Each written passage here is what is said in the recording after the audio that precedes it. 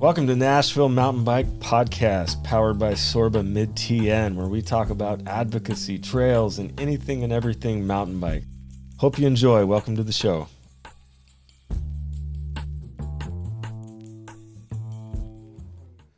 All right, we have to remind ourselves this pod has to be age appropriate today, Jeremy. So, okay, no problems. Yeah. All right, everybody, welcome back to the Nashville Mountain Bike Podcast, powered by SORBA. Thanks for joining in today. Today, I've got the infamous Jeremy Chambers with us today. I don't know about infamous. Yeah, slightly infamous. Jeremy's one of my best buddies that I've been hanging out with for a long time here in the Middle Tennessee area, and we do lots of things together. Biking is just one of them, and of course there's a lot of other stuff too we might get into. So Jeremy, Yes, sir. How in the world did you get here, man? Tell me about yourself. Tell the viewers, in this listeners. room I drove here. Yeah. I found the love of bicycle some years ago and was in a place in life where I needed to make a shift for what I wanted to do as a career, and had an opportunity to work with MOAB Bike Shop, and quickly jumped onto that opportunity. And almost 20 years later, here we are in this room together talking about it still. You've built a lot of bikes in 20 years, I bet. I have. I built a lot of bikes. For the first 10 years, I wasn't building bicycles at all. I was mostly talking about them and watching my peers build bicycles and learning a whole lot before I ever got to touch them mechanically. And I guess a lot of years later, here I found my place where I'm in those people's shoes, and I have people maybe watching me do the same things and passing the torch, maybe without even knowing it. Who knows? Yeah, I mean, right on. So what got you into biking? I think that I hit boundaries with things that I was doing previously that I had to rely on other people. And so sometimes I like to put the blinders on and just to get the work done. And if something doesn't work out, say in a music situation with some other people, and you're unable to maybe reach a goal because of limitations that other people bring into the situation, i.e. excuses from musicians about not making rehearsal and things of that nature, that I found something that I could maybe jump onto and take care of myself and kind of steer the ship by myself. And then, of course, the psychological benefits from exercise helped me out a lot as well. You mentioned frustration with you musicians. I'm sure you're talking about me and other not so good musicians that you've hung out with. No, that's the reason we get along well, is because you're not that guy. For those that don't know, Jeremy's the one who put together the music for our show here. Yeah, surprise. Jeremy is happily. He's a genius in the studio, and like one of those weird I call you weird. One of those weird masterminds that has these talents that not a lot of people know about. But you're an incredible musician, and you have this like ability to do these weird noises and make these cool things with all these cool tools that nobody knows how to use, but the people that spend hours doing them. Anyway, it's kind of an analogy to bikes too, right? And that bikes are detailed and complicated. And yeah, I think so. I think that keeping both sides of one's brain is important. Keeping both those sides busy is important. And so I find myself really lucky to have something to pacify the needs of both sides of that. And now with the busy season of life, it's really difficult to find the balance to make sure that I try to find the time to make those things happen. Yeah, right on. So yeah, like I said, Jeremy and I have been together. We're in a relationship for a long time before kids. And just this morning, I had to send my two daughters to high school, and it's been a long time, man. We've been buddies a long time. And to send my kids out to high school, it's weird because we were playing music well before we had kids. And on the way up here this morning, I was thinking, even the night before one of my daughters was born, we were jamming over here in Murfreesboro at Dave's place. Shift. At Dave's place, yeah. And then I had to go straight to the hospital and have a baby. My wife had the baby. I didn't have the baby. Wow, that's anyway, a long time ago. Yeah. Anyway, so you're with MOAB. You've been with MOAB since you started here in Murfreesboro. I have. Yeah, I've never worked with another shop or another industry entity solely with MOAB for the last 20 years. That's pretty awesome, man. Pretty crazy. So I'm, for one, a huge supporter and proponent of local retail shops. Obviously, that wasn't a conversation years ago before the internet came about and people could buy things on the internet and have them shipped to their house. right? That's the only place you had to go to get a bike, and the value of that today could not be more resounding, I think, because of, I hate to say crap, but you can get a lot of crap on the internet that's not quality. And of course, along with that stuff, you don't get the advice and relationships and support and all that other stuff that comes with an awesome bike shop. And Moab has been an awesome bike shop, not just for Murfreesboro, but you guys had a shop up in Nashville for a while. And of course, you're out in Franklin right now, spitting out dream bikes left and right. And I'll talk about that here in a minute. But anyway, I just can't underscore the importance of having a cool bike shop that can do things that other places can't. And you've been a huge supporter of SORBA and everything that we stand for and whatnot. So let's go to talk shop for a minute, man. Like, what's the? I know this podcast won't come out for maybe a month or two, but it's the August season. We just got through with the throes of the Devil's Heat, and it's been brutal. The tour just finished. Like, what's going on in the shop? You guys slowing down yet? You picking up? What's up? This is definitely a very throttled season of the bike shop, and we always kind of anticipate this coming. And thankfully, with the southeastern area's climate, that there really is year-round riding for most people that are what you would call serious cyclists. They don't really have a season, that it's a lifestyle for them. So we, of course, support those people year-round, but we do have your neighborhood-style bike riders maybe that come in masses at about this time of year. Maybe they get excited about the tour, but maybe just more reliable, consistent weather situations is also part of it, and then kids not being in school, things of that nature. But as a shop, we really lean into the service side of it and want to support anybody and everybody, not just people that buy bikes from us. And so I think that maybe attracts, anybody and everybody that might be interested in cycling. And so we try to reach out and make sure that we're there for anybody that does want to have any interest in cycling.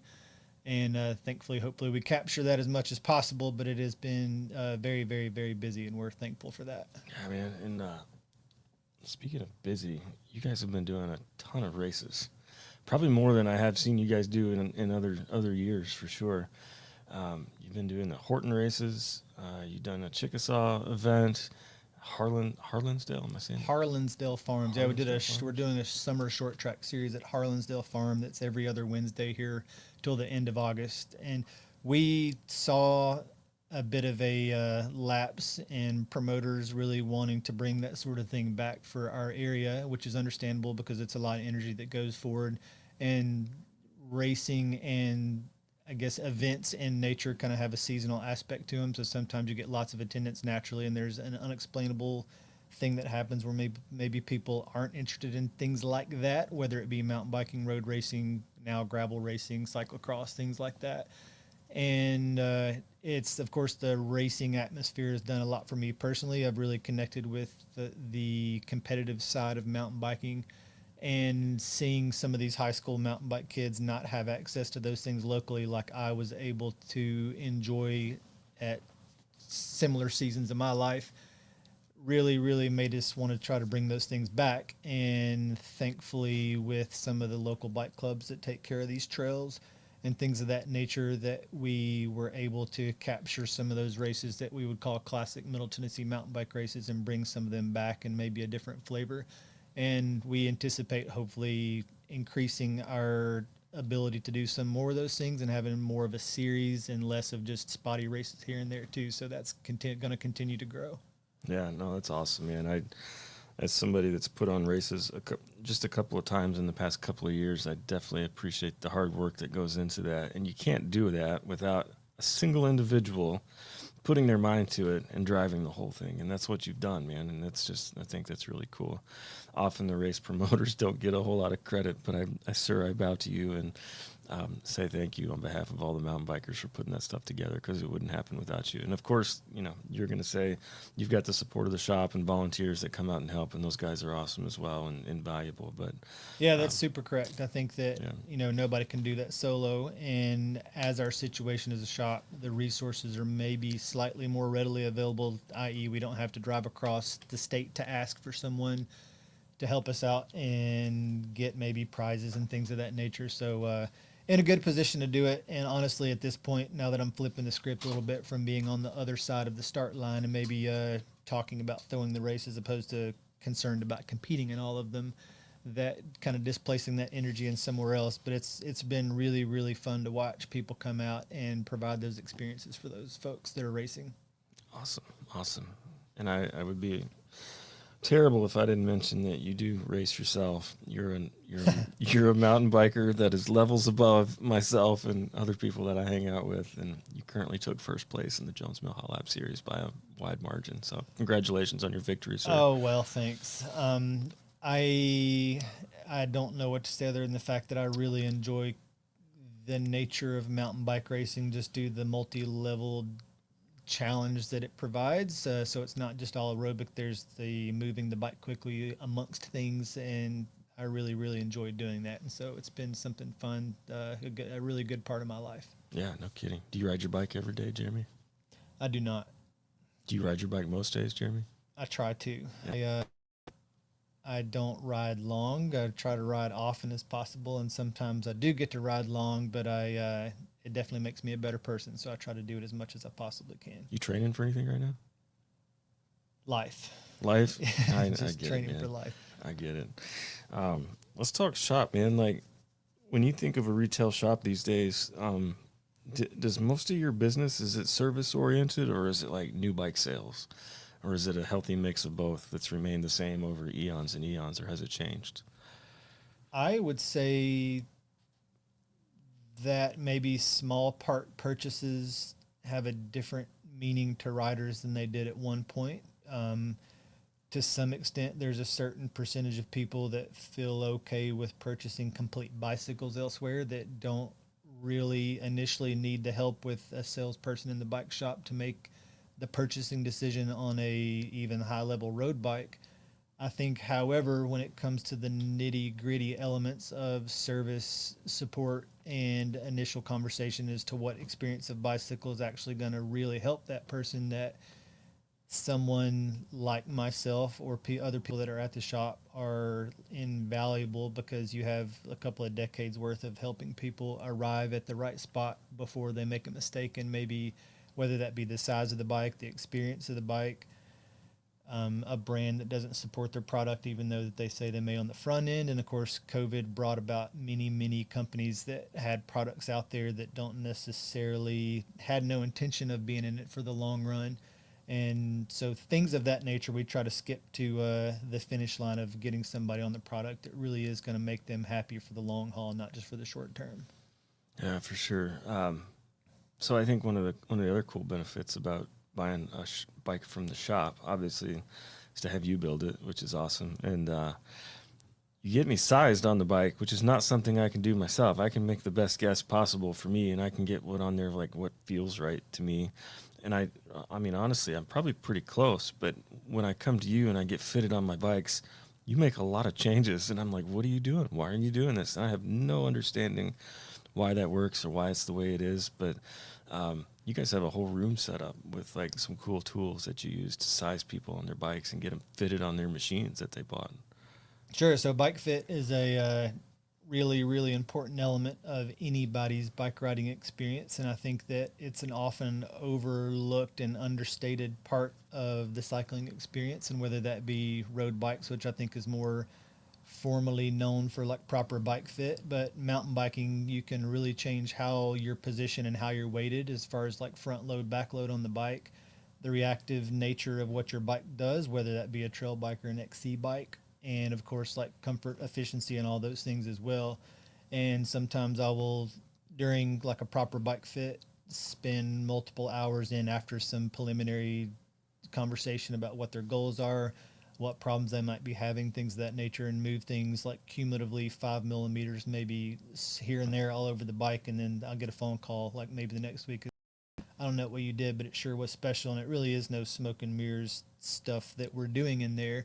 It's just a lot of education. And I don't know, I was trying to think about how many bike fits a year that Mark and I maybe do. And it's probably something to average 7 to 15 a week, depending on the week. And so whatever that math comes out to 50 some odd weeks that we are really busy doing bike fits. And so, several thousand every couple of years for sure. And so a lot of experience to get to do those kinds of things all the time for people. Yeah, that's crazy, man, to think about that. And I'm assuming that there's some riders out there who don't even know what a bike fit is, or that you can take your bike in and get to spend time with you guys and actually get nailed in.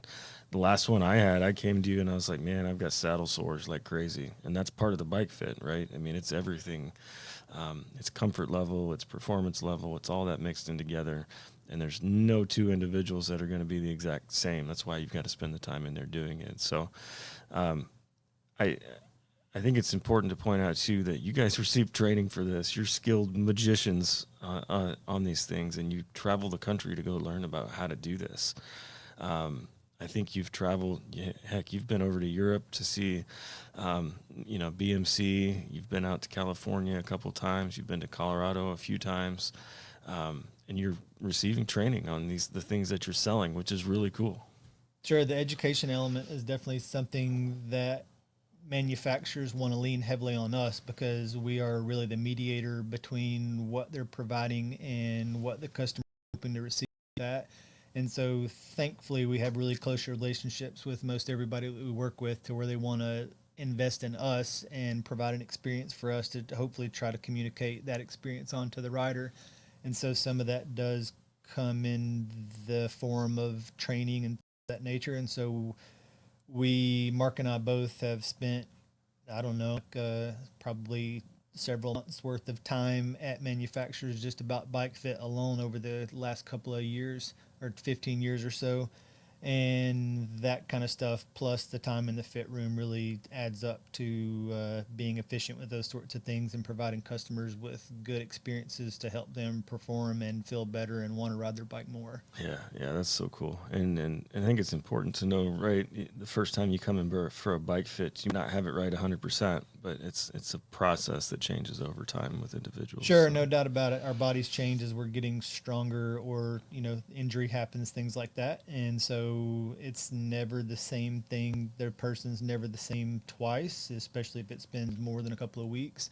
And so we kind of try to look down the road to try to help that person with what their goals are, and to maybe make small adjustments and tell them to maybe it's better to come back, as opposed to try to go all the way to the extremes of things like that. And it's usually not big changes. Sometimes whenever somebody's given a road bike that their neighbor had in their garage or something like that, and they haven't done anything to it, and they don't have the knowledge to maybe change the seat height or stuff like that, it's pretty big changes. But most of the time, people's bodies have a pretty good way of telling them, hey, the seat's too high, the handlebars are too low, and onto those things, or maybe the saddle choice is wrong. And then they come in with a list of concerns or complaints, and it's our job to help them understand the connections between the things that they're complaining about or the comments that they have, and help them understand what about the bike needs to change to make those things be better for them.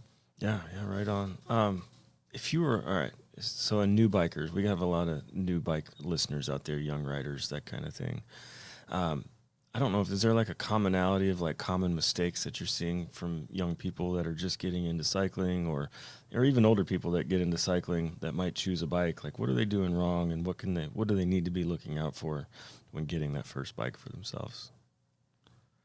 Man, that's a good question. I don't know that there's anything that I see that's like consistently incorrect, as much as maybe feeling like you have to start at the top and get a super nice bike to have a very good experience on one. I think it's important that people understand that the tool isn't all of what the experience is. And so I think that maybe getting something that you can afford is the most important thing, and really leaning into that bike and feeling really good on that bike. And if you get super passionate about it, the rest will take care of itself, and you'll find a way to get the thing that maybe you desire. But doing these things in baby steps is to where you're getting something that you feel good about purchasing, and that's the most important part. And as the passion grows, maybe the product underneath you can change with it. And so maybe not focusing on the gadgetry that exists out today. All those things are very luxurious, and there's important things to maybe talk about as to why you might want something super nice if you're able to make that happen. But also to live within what your budget will allow, and not feel like you have to buy something 5 years old that is super nice, when in reality the things that are out right now that are maybe your mid-level bikes are equally as good and maybe even more reliable. Yeah, that's a good point. I think as bikers or any other sport where you're required to invest a lot of money in gear, we're essentially all gearheads. So we're drawn to that slippery slope of like, what's the latest and greatest thing? And once you add all the latest and greatest things to a bike, you're like, holy crap, maybe I don't need all that fancy stuff.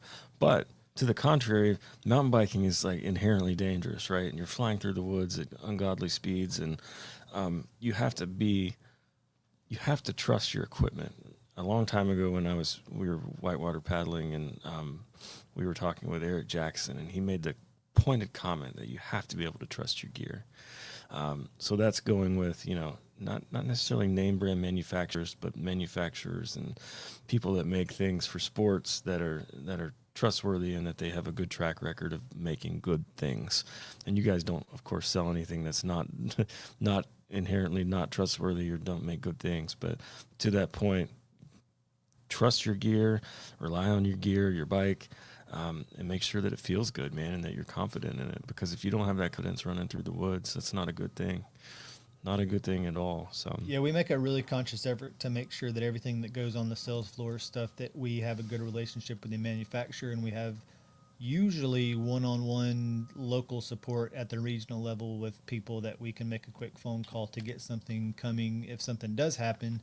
And so that way, without any concern whatsoever, when we're talking to somebody about things that we may be encouraging people to invest in to improve their experiences, that we know that if something happens a couple weeks later, that we can quickly get them going again. And then, of course, as you said, that everything's safe on any experience of a bicycle, because nobody wants to go down the road at 50 miles an hour and have a front wheel blowout. Same thing with the mountain bike too, of course. Yeah, right on. So what bike is out there right now that gets you super excited? Mountain bike. Oh man, all of them, I guess. I mean, the current mountain bike experience. Speaking of cutting edge, top end technology, bikes currently are just mind blowingly nice and at some of the levels of suspension and what they feel like, and just a bike to kind of disappear underneath you at this point whenever you're talking about suspension and really, really having control over just about every variable of what your bike reacts and what it feels like. That I think all mountain bike experiences, be it a downhill enduro like trail bike, XC bike, any of those kinds of things, all have their own like sharp points of really, really interesting technology right now. But I would say singularly that drivetrain, whether it be Shimano or SRAM, is insanely good. And think about at this point now riding like a 3x9 drivetrain with chain suck and not having a clutch on the derailleur and things like that. Not to even mention brakes, of course, but the things that we endured for such a long time. And now, whether it be the new Shimano Di2 drivetrain that just came out or SRAM transmission, just being able to fully pedal through every shift with no concern whatsoever and look 30 yards up the trail all the time, and talk about getting your target gear with never thinking about, I wonder if my chain's going to come off and things like that, sure is powerful. Yeah. So obviously the rise of technology in bikes can keep going forever and ever, but with the new technology comes a cost. And do you feel like riders are like bumping up and pushing back against the cost of bikes, man? Or do we just continue to eat it up and just continue to push in those high prices on bikes? I think that is solely dependent on the rider. I think that if you're thinking about entry level mountain bikes, or maybe just slightly above entry level mountain bikes, that level of price point, be it at like $1,000 or $1,200 bicycle, sometimes you can get an air fork with a hardtail with a 1x10 or 11 drivetrain that still provides a very good experience on an aluminum frame. Sometimes tubeless tires with that too. So I think that if you are trying to get in the sport and you want something that is supported and has a warranty with it, that level of bicycle does that. So it doesn't have to be a carbon full suspension bicycle with a dropper and carbon tubeless wheels and things like to have that. And I guess that's to the point to the comment earlier, is to kind of let your passion take care of your purchasing decisions more so than the other way around, and get what you can afford and make sure you're working with a good bike shop that can support that bike, because it being adjusted correctly for you and mechanically, in my opinion, significantly more important than having something that's one size too big or too small, that wasn't tuned correctly in the first place, that the suspension was never set up for, which happens frequently, as you can imagine. And purchases like that make even the nicest bike difficult to enjoy. Yeah, yeah, for sure. All right, let's switch gears, man. What's been the most? I want to hear like you've obviously ridden your bike all over the world in Europe. I know at least Less than some, but a little bit. less than some, but a little bit. What's been your most fun place you've ever ridden a mountain bike? I think that every time that I'm somewhere else riding, that I really enjoy the surroundings in terms of like if you're riding oceanside, something like that. It's really cool to look over and see oceans or tall mountains, but I always look back at slick roots and rocks and dark soil like we have in the southeast. So I would say that I really do enjoy riding in North Carolina and North Georgia, Chattanooga, of course, Swanee, and all of our local trails are great. But big epic days on the mountain bike is where my heart is, and I yearn for that stuff, and I don't get it near enough right now. That'll come back at some time in the future, but I would say anywhere where there's long mountain bike trails is the right answer. I heard that, man. I heard that, and it does get easier over time, right? Life comes at us quick, for Sure, yeah, sure. it's here for sure. um, Awesome, man. Let's talk about travel and training. I travel or training. I had David Carpenter come in with Baylor Franklin, and we talked about training a lot and how important that is for an individual that might want to take a step above just being like a recreational or a weekend type rider. And the older I get, the more in tune I get with training and how important it is not just for that to be a good rider or to be a good runner or whatever, but just to take care of your own body. Like, it's not easy getting a little bit older, but I don't know. What are your thoughts around training, man? I know you do ride every day. You say you don't, but every chance you get, I see you on a bike. Um, you're always looking for something. Is it more of a health thing for you, or is it more of like I got to get out of the shop and go for a ride and clear my mind for a little bit? I think as far as my personal approach to those things is that I really, really enjoy the psychological and, of course, health benefits of exercise. And I've got a lot of clutter in my brain that I can get out with getting my heart rate up a little bit. And so I appreciate all aspects it does, but being a bit more neutral when it comes to mindset and where I'm at and framing different situations that come up in the day to day, that I'm better at those things after exercise. And so I'm definitely addicted to that particular nature of it. As far as training goes, David Carpenter is a very talented dude. I've used him in True Performance for the last years to make sure that I'm capitalizing on the time that I do have to use the bike, because for those people that are limited on how many hours you can spend trying to improve themselves on the bike, which doesn't necessarily always mean just cycling. Maybe it's strength work, maybe it's diet, maybe it's learning how to rest, which is often overlooked, of course, is the time off the bike is just as important, if not sometimes more important than the time that is on the bike. And I think that if those kinds of things are questions that may be looking at a coach, if not True Performance, but someone talking to someone about trying to optimize how you can use your time when you are trying to improve yourself, and maybe having discussions on how to better rest and things like that, could really do it.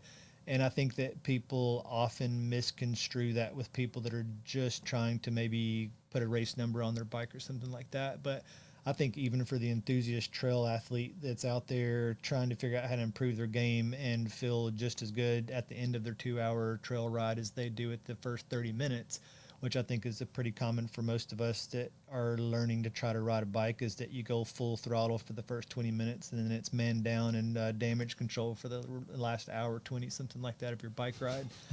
But learning how to that you only have so many matches to burn, and maybe trying to increase the number of matches in your in your box of what you have to use.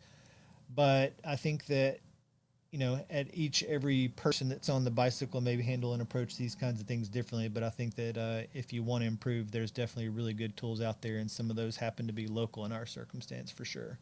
Yeah, right on. Do you ever like? I know you haven't closed the door to this opportunity, but like, do you ever see yourself getting into like a super strict training program and getting back and like consciously racing again? I think that I'll always have the mentality of an athlete when it comes to the bike, whether that be road bike or mountain bike. And of course, I've always been off road focused when it comes to the competitive nature of the sport. But I do ride a road bike a lot due to the accessibility of it and to the predictable nature of how much you're going to beat yourself up. And so, rolling out the door on a road bike is really nice, and the solitary nature of being out there and kind of you against the wind is something that definitely appeals to me. Not to mention the bikes are insane right now, so you can go insanely fast for less effort all the time when it comes to those things, and that's a lot of fun. I think that for me personally, that I'll always be a little bit attached to my old nature of being in a program and a regimen, because I really do like the work and I don't mind doing the intervals, and I like breaking it up and using those as kind of a guided path on what could come up in the time ahead. So I don't know. As far as racing goes, it's always going to be there and it's always going to be a part of my life. And what that is, I still don't know yet either. Yeah, it's an interesting thing to think about. I don't. For me, I'm getting more and more into it as my kids are getting older. Time frees up a little bit, and it becomes a little bit easier. Um, and to your point, man, it's just like the mental part of it. It's like being where we're at in our life stages. Um, it's important to have that you time to be able to train and to be able to, consciously make a change in your body and do cool things. So, I think setting those goals is an important thing for me, and that's what I try to tell my kids, man. Like goal setting on this kind of stuff, and for me, I always have to have like that carrot out in the distance of something to look forward to and something to train for, which gets me going. If I don't have something lined up on the calendar, man, it's like a free for all, and things just happen. So, yeah, Sure, and I would say that, like, as far as the regimen goes and a training plan goes, when it comes to structured training, that sometimes having your day planned a little bit and knowing what the week looks like whenever you have a busy schedule is good, because you know when you need the rest, that the rest stays there, and then when you need to do the work, that the work's there. And knowing how to line your bike rides up with your busy day and things like that, I found super valuable. So it takes some of that anxiety and worry about, do I need to do 2 hours today or do I need 3 hours today, things like that. And some of that stuff is still really adjustable based on what your time is available there. And I think any smart coach would know that for most of us that are part-time bike racers and aren't full-time bike racers, that life happens, and they would encourage you to make the bike second and it's not always first, and to bend with the stresses and the things that change in your day to day, and they will allow for tolerances for things like that to adapt as needed. yeah, right on. So let's switch gears, man, to like let's talk about mountain biking in Middle Tennessee, for example. Like I think we're in a good spot right now for mountain biking. I think we're getting a lot of political views, not views, but um, we're getting a lot of access from a lot of people. People think, from a trail perspective, trails are awesome. They want to incorporate that into their municipalities. We have local governments that are excited about mountain biking and whatnot.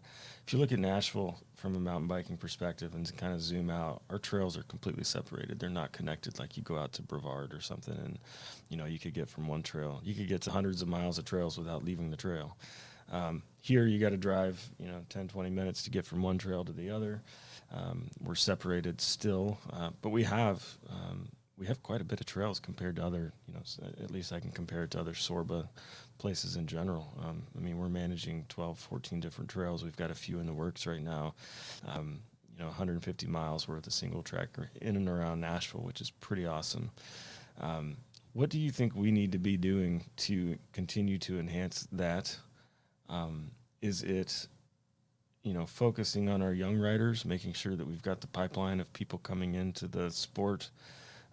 Is it developing access to trails?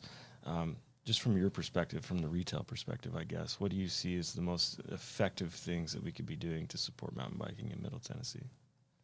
I think maybe number one, taking care of what is already there is maybe something that's really important. And I know that what Sorba is doing is a large part of that, and I'm super thankful for it.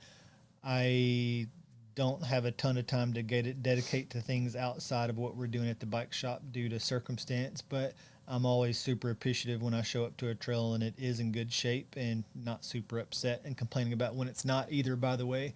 But I think that it's important to understand that somebody is out there doing those things and it doesn't take care of itself. And so anybody that can lend a hand that does have the time to do sorts of those things, people will recognize it, even though they cannot be vocal about it. It's definitely recognized, because nobody wants things to get in their way when they're riding the bike, but unfortunately that's the nature of being in the woods, and things are going to happen all the time. So it's a community effort, of course, to do those sorts of things. And I think that maybe contributing a little bit of time as you're able to is a big part of what we can do. But I think that maybe, just taking care of what's there already and not necessarily worry about something being different or something changing, because we do have lots of stuff that is already available to us. And I think about these different trails as different experiences, and I think that there's nothing wrong with maybe enduring a different experience and that comes natural to you, whether that be like a flow trail or something more technical, or something that has more climbs or less climbs, things like that. That all of these things are like different little pieces of what improves us as a rider. And so maybe visiting the trails that you don't use every day and seeing what they're like, and leaning into the different experiences some, and just maybe providing yourself with a little bit of a different experience every time you go, so that way when you travel and maybe do go to other bigger trails, you'll be more well versed in different places and what those things could feel like. But I've got no complaints, and I'm always thankful of having those things there at all, honestly. Yeah, right on. So going back to young riders, man, like how do we get people in the sport and excited about it? I know Moab supports Nike riders a lot. Do you see those guys come into the shop a lot and looking for advice, that kind of thing? I mean, how do you guys support those riders? I'm honestly nothing short of blown away about what particularly is happening in Williamson County, because there must be 1,000 kids on bicycles, it feels like, over there right now. I feel very lucky to be connected with a lot of those guys, because of a lot of my peers that are aging out of being concerned about themselves raising or falling into roles to where they're supporting those kids in any way that they can, whether that be just being a NICA parent or a NICA coach, or someone that's maybe just helping when they can. And particularly with what's happening in Franklin and the Williamson County area, with how many kids that are on those bicycles, is really, really fun to watch. And of course, we've been able to be a part of it since it was small. And now that it's grown to where there's upwards to 50 kids in some of those squads, and, almost all of those squads maybe now, with including with the Wilco composite team, that seeing them and watching them grow and seeing some of them become like pretty incredible national level athletes has been a really fun thing to see. But it's also just as equally as fun to see kids that are getting on the bike for the first time come out and do something like the Wednesday short track and experience mountain biking at a competitive level in that atmosphere, and maybe not reach the podium but still have really good experience and end with a smile and say can't wait till next week. All that stuff has been really incredible to watch. Yeah. And you've got your own kid, man, that's coming up. And from your perspective as a dad, like how do you, I know you don't want to choose what your kid does, right? You want them to follow their own interests, but I know there's got to be a little part of you that kind of wants to steer them towards bike. And how do you manage that, and while still allowing them the freedom to choose? And is that something you're going to continue to do? You're going to keep pushing bikes and hope that's a path that they choose? Or, how do you manage that? I see my situation as kind of a unique one, is the fact that all they see is dad and bikes and a garage full of bicycles, and me riding in the morning when I can and things like that. And then of course maybe smelling the bike shop when I come home. That I'm really careful about not shoving them in that direction. I definitely will lightly / heavily encourage them sometimes and provide them with the equipment to have a good time to be able to do those sorts of things. But I don't want them to feel like they're ever forced to become a cyclist and be someone that is all about bicycles. But I really do think that whenever we are able to get out there, that everybody in my family likes to be in nature, and I'm incredibly thankful for that. And again, back to the local trails, is that thankfully we do have a couple that provide a good experience for a young person that doesn't have a lot of skill. Particularly, we just went to the Sharp Springs Trail in Smyrna, and it may not be much for your talented mountain bike person, but at the same time, for a 7-year-old that's on a 20-inch bike that doesn't need to be in roots and rocks, it was very good for them. And the hoots and hollers they got over some small features with that, and the accomplishment was a fun thing to watch from a dad's perspective for sure. Yeah, I think with my daughters, man, obviously they've seen me do the same with bikes and other things over the years, and for them, they never like leaned into bikes and were like, yeah, let's go mountain biking. But they want to hang out with dad, and that was always the thing. And if it's hanging out with dad on a bike in the woods, that's always cool. But unfortunately, they never got into it too much. But again, I think just being able to hang out with your kids in the woods is a pretty cool thing at the end of the day. No doubt. Some of the better, latest memories I have from mountain biking are me and my son reaching the top of a climb that maybe he didn't love doing so much, but seeing him enjoy an overlook when we do get there and kind of be in awe of nature has been a really fun thing to be able to see and help make happen for sure. And bicycles have definitely played a big part of that. So for the upcoming NICA riders that are listening right now, you may just be starting NICA, or you joined a team and you're confused, and you've got this bike, and like, what advice would you give to those kids that are just getting started? I would say get involved in the community that it sounds like you're probably already in if you're involved with NICA, but also look forward to more local events being put on in the summertime, and don't be scared to come out to the local races because they really are being purposefully built around that experience, and not so much the elite level races, but more so for everyone that is on a bicycle that wants to try to be there, and just getting out there and doing more of it if you want to be a part of it, whether that be racing or maybe a trail work day or something else, and being around the community, because I promise that you'll pick up something that you don't know anybody that's been on a bike for a little while, and everybody has different knowledge, and so being amongst those people as much as you possibly can and soaking it up would be probably the most important thing to do right now. Yeah, I can't get enough of those kids, man. They, sometimes I'll pass them out on the trails, and like you said, there'll be just a whole slew of them, 10, 15 riders, and they just absolutely smoke, man. They rip it up, and they're awesome. They're all having a good time, hooting and hollering, and it's just a cool thing to see. So no doubt about it. Anytime we can support those riders and give them opportunities, give them feedback, give them advice. I've got a couple of riders now that have turned into volunteers that are doing some really cool things for trails up at James Lawson. We just now we've done 4 or 5 work days up there trying to reopen these trails, and we finally got them to the point where they're rideable. We have student athletes that are working to do signage and kiosks up there, and I'm just super stoked about that one. We have other riders that have been showing up for trail work days that might be a part of Boy Scout groups or whatnot, and they're doing their scout projects on trail work. We've got one coming up that I'm super stoked about. I can't say too much about it now, but just looking forward to just building and continuing those relationships. I think the youth riders, man, are kind of where it's at.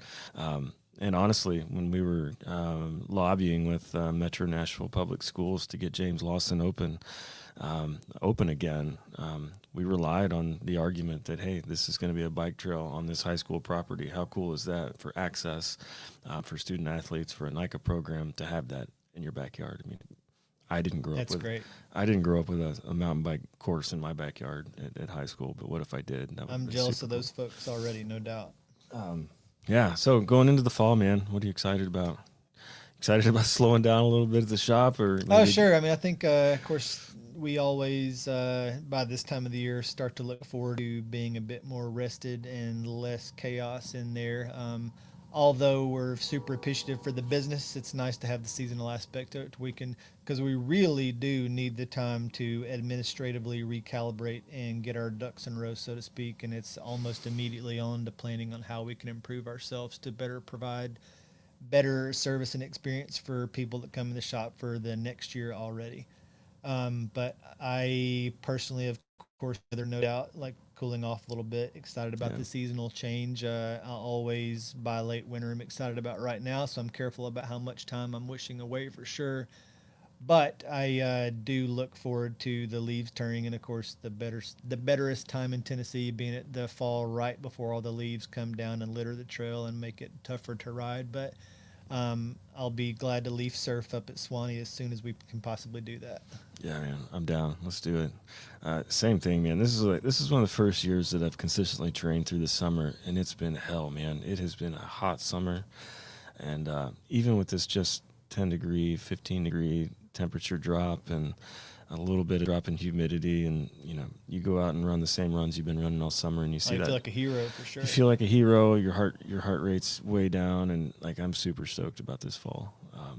Kind of all that hard work pays off, and the trails start to open up. You feel like you can go out there and do some cool things. Hopefully, do some regional traveling out to North Carolina, like you said. We always do that trip. Get up to Big South Fork and hang out up there for a few days. Get some long rides in. Yeah, hopefully man. it won't be a wet one and we can enjoy it some while our local trails aren't saturated, hopefully. Yeah, no kidding. No kidding. Well, listen, man, I appreciate you, Jeremy. I think you're a super talented dude. Appreciate all the work that you do for Moab and everything that you offer us riders. So if you're out in the community, man, need somewhere to take your bike, if you're in Murfreesboro, I can't even think of the roads. I've lived here for 20 years. You guys are off Northwest Broad, right? We are. Mm-hmm. Off Broad, and out in Franklin, you guys are off 96. And yeah, go in there, get Memorial. looked at. Yeah, I'll edit that at the end. But man, I appreciate you, Jeremy. Thanks for hanging out, dude. Really appreciate you asking me to be here, and happy to be here, and fun talk. Rock on. Thanks for listening to the Nashville Mountain Bike Podcast, powered by SORBA Mid-TN. To learn more, visit sorbamidtn.org and follow us on the socials for the most up-to-date information. As always, like, follow, share, and give us a 5-star review if you enjoyed listening today. Thanks for being a part. See you on the trails.